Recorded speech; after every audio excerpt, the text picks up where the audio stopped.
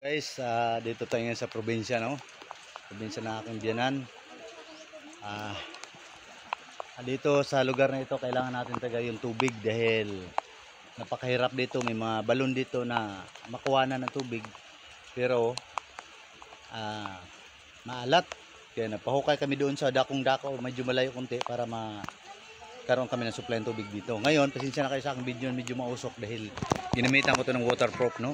At ito guys, gumawa ako ng paraan dito ba sa kubo ng biyanan. Gumawa ako ng sandayong gamit ang bani, saging, at ito. Ayan.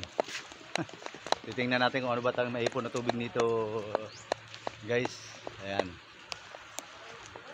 So hindi pa natin alam kung makaipon bisa ng tubig, pero kunti pampatak na ulan. Umuulan ngayon kasi.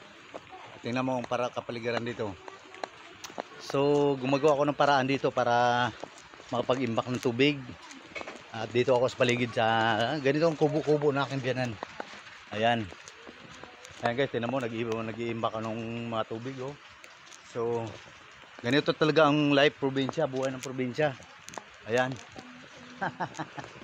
Ayan, nakita nyo? Ayan, oh. Oh, nag-iipon kami ng tubig para lang may magagamit.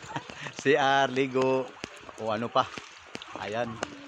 So ganito talaga ang paraan ko hanggat magawa ng paraan, guys, gagawan talaga natin. Ito sa sahod ito. Di bali marumi. Pang CR lang. Ayan. Ayan. So ito naman guys, maalala nyo, i-picture ko to ha. Ayan o. Ayun ko na makita mukha ko. Ay, sana ba yun? Ayan.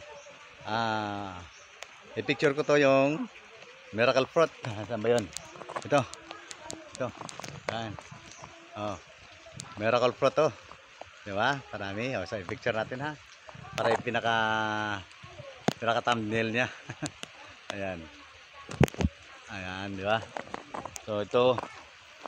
Itong mga paligiran nito, lilinisin ko pa ito. Ayan. Grabe guys. Kasukal dito. Hindi ko pa alam kung paano ko ito simulan. Ito yung buko rin ng aking biyanan. Ayan.